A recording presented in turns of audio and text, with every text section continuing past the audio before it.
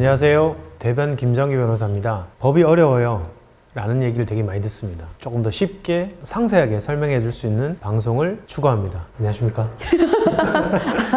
네, 안녕하세요. 네, 본인 소개 좀 부탁드리겠습니다. 네, 안녕하세요. 저는 배우 일을 하고 있고요. MC, 그리고 라디오 DJ도 하고 있는 배우 김보리입니다. 반갑습니다. 안녕하세요. 박영태 변호사라고 합니다. 저는 대한변호사협회 등록된 행정법 부동산 전문 변호사로 활동하고 있습니다. 예, 오늘 잘 부탁드립니다. 오늘 저희가 얘기를 해볼 주제가 학교 폭력 또는 학교 안에서 일어나는 법률적인 문제에 대해서 좀 얘기를 해볼 건데, 학교가 변호사님 학교 다닐 때랑 저희가 학교 다닐 때 많이 달라진 것 같아요. 저희가 어릴 때만 해도 복도에서 많이 싸우고 했는데 혹시 변호사님도 많이 싸우셨나요? 저는 싸우는 사람은 아니고 예, 말리거나 그냥 지나가거나. 우리 괴롭힘 사건들을 저는 많이 접했는데, 혹시 변호사님 접했던 사건 중에 또 학폭위원회 위원이시기도 하시니까 경험했던 사례를 한번 설명해 주시면요.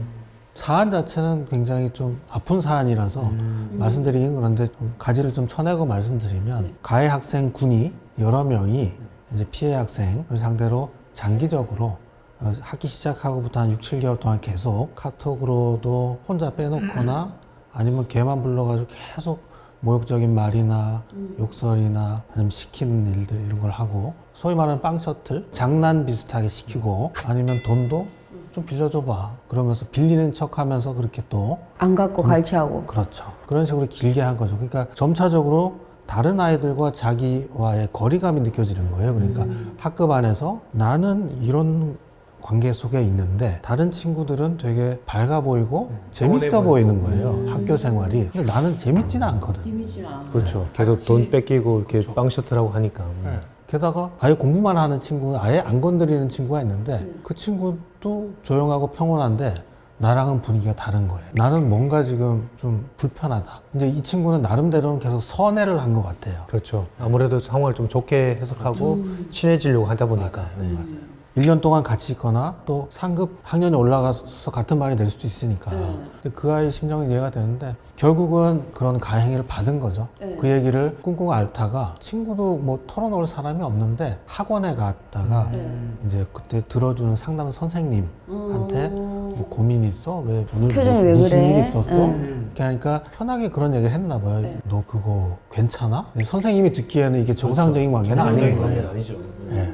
그래서 그걸 통해 가지고 부모님께도 말씀을 드리고, 그리고 이제 학교에도 알리게 되고 이제 수면 위로 올라온 거죠, 그 문제가. 그래서 결국은 학폭위까지 진행이 된 거예요. 그래서 어떻게 됐어요? 아직 진행 중이에요? 아니요, 그거는 뭐 꽤 수년이 지난 사건이기 때문에 다 마무리됐는데 징계 조치도 있었고, 그래서 전학 처분이 된 거죠, 가해 학생들은. 사실 전학 처분이 굉장히 그 학생한테 또 꼬리표처럼 따라갑니다. 왜요? 그냥 가면 그만 아니에요? 지금 우리가 쓰는 SNS를 통해서 예를 들어 아예 서울에서 부산을 간다. 그러면 좀 달라질 수 있지만 대부분의 이제 부모님의 생활 영역이 서울에 있다면 서울을 벗어날 수 없겠죠. 바운더리겠죠. 그러면 이제 그 인근 지역으로 가면 물어볼 수 있는 거죠. 학원이라든가 여러 가지. 누가요? 그 주변 친구들이 애들이? 물어볼 수 있는 거죠. 제가 담당하고 상담했던 사건 중에도 서울로 이사 왔는데 뭐 안양에서 온 친구한테 너 왜 왔어? 아빠는 뭐해? 뭐 이런 질문을 서슴없이 하다 보니까 거짓말하면 상관이 없어요. 근데 거짓말 하다가 그 친구의 예를 들어 뭔가가 드러나면 그 친구가 거짓말을 하는 친구라고 낙인을 찍어버리니까 그때부터 또 괴롭힘과 왕따가 또 시작이 되는 거예요. 그래서 사실 이게 우리나라의 지금 법 제도상 전학만이 꼭 모든 상황을 종결시킬 수 있느냐에 대해서는 사실 의문점이 많아요. 제가 아까 말씀드린 사례하고 연결되다 보니까 그때 전학 처분은 이건 가해자한테 치러진 거고요. 이제 피해자가 전학하는 경우는 이제 본인이 그 생활권을 아예 바꾸려고 하는 경우가 있는 거고. 그러면 저는 궁금한 게, 만약에 그 가해자를 전학을 보냈어요. 한두 명이 아니었을 거 아니에요, 그 가해자가. 주동하는 가해 학생만 주로 전학 처분이 되고, 약간 좀 경미하게 가담한 친구들은 다른 처분들, 뭐 예를 들어 학교 청소 또는 뭐 정학 정도, 뭐 이런 정도까지만 그칩니다. 그러다 보니까 메인이 되는 학생이 빠졌다 하더라도 또 무리가 있기 때문에 그러니까요. 계속 반복되는 경우가 많습니다. 그러니까요. 실제 여러 명이면 학교 폭력 사안에서 이제 징계하는 징계 조치가 한 9가지가 있는데 그 중에 봉사라든지 뭐 청소 이런 거죠. 그런 걸 하는 거는 이제 경미한 부분이고, 좀 센 것들이 이제 학급 교체하는 거, 반 바꾸는 거. 그 다음이 전학 처분, 제일 센 게 이제 퇴학 처분. 그러면 어차피 생활권이 같기 때문에, 그러면 결국 피해 학생이 자기가 이제 사립학교로 가든지 그렇게 구하게 되는 거죠. 아니 피해를 당했는데 도망치듯이 간다는 게 너무 화가 나네요 진짜. 예를 들어 서울을 생각하면 살고 있는 지역에 대부분 초중고를 같이 나옵니다. 부모님도 솔직히 말해서 한 달이 걸리면 다 할 수 있어요. 그러면 예를 들어 저랑 싸웠어요. 네. 그럼 저희 아버지 왜 때렸니? 하면서 물어보지만 결국 싸움은 아빠 대 아빠가 돼버리는 경우가 많거든요. 부모들끼리. 네. 그 정도로 끼어들어요 인간적으로 진짜. 실제로는 학교폭력 위원회를 가든 아니면 네. 모든 소송은 다 부모님들이 시작됩니다. 아이들은 절차를 몰라요. 사실 이게 아이가 여기 학교폭력에서 문제가 되거나 학폭에서 문제가 되면 네. 그게 다 기록에 남잖아요. 그리고 조금 더 중하다 보면 소년재판을 받는다든가 정말 문제가 되면 또 형사재판까지 받을 수 있기 때문에 여기에 시작 단계인 학폭위부터 변호사가 이제 개입되는 겁니다. 변호사가 개입되는 순간부터는 이 사건이 화해가 되거나 이런 기가 쉽지 않아요. 그러면 끝은 어떻게 되나요? 끝은 이제 소송으로 끝나죠. 사실 이게 어떤 사건이든 간에 초기에 어떻게 진술이 돼 있고 네. 어떤 증거 자료가 있냐가 굉장히 중요하거든요.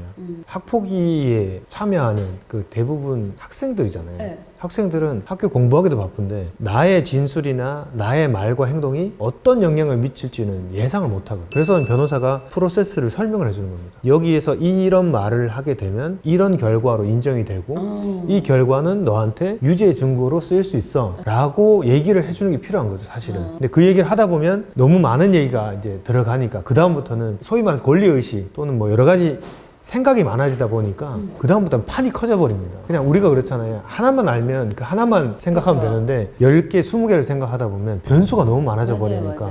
이것도 말하고 싶고 저것도 말하고 싶고. 이 대목에서 네. 큰 틀에서 제도를 말씀드리면 학교폭력 사안, 뭐 괴롭힘 사안이 생겼다고 해서 수면 위로 접수가 되잖아요. 그러면 그 해결되는 것은 일단 학교 범위 안에서 학교장이 자체 해결하는 곳이 하나 있고요. 그건 대개는 경미한 사안들입니다. 경미하거나 아니면 그 보호자가 학폭위까지, 교육청 학폭위까지는 원하지 않는다고 하면 그럼 학교장 자체 해결로 학교 내에서 끝납니다.